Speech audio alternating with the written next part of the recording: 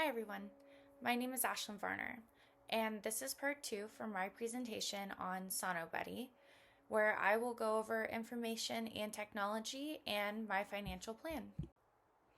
As stated previously, SonoBuddy uses ultrasound and artificial intelligence to produce a structural heart disease diagnosis.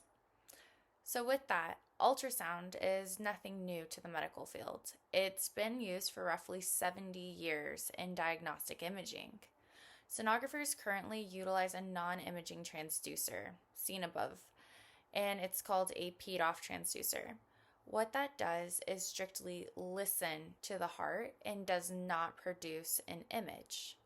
So this is a very defined skill in order to create an effective result, and essentially it can produce higher velocities to measure valve areas.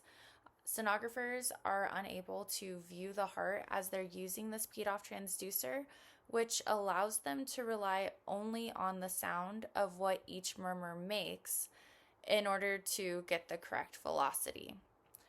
So with that, SonoBuddy would essentially use the same ultrasound technology as this peed-off transducer, but would be in a larger form, so it would not have to be as precisely placed on the patient. Artificial intelligence has also been utilized in the medical field for roughly 70 years. Through development, it's now able to read several different types of diagnostic imaging, such as CT exams, X-rays, and other ultrasound exams. So with SonoBuddy, we're essentially combining both ultrasound and artificial intelligence. And both of these concepts have grown substantially and developed over the span of 70 years. So we have the capabilities to combine the two and have it work because they're both technologies that have been growing and perfected. Once the SonoBuddy is created, we would need to create a DICOM system.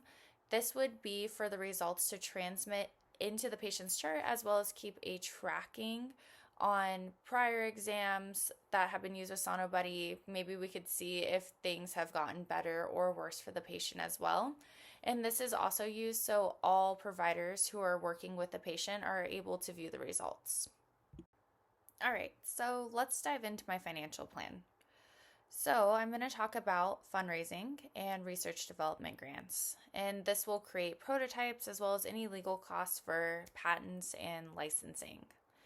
I'm going to talk about investors and product development and marketing, and partnership with large trusted technology companies who have the resources to help produce SonoBuddy. Okay, so fundraising and research and development grants.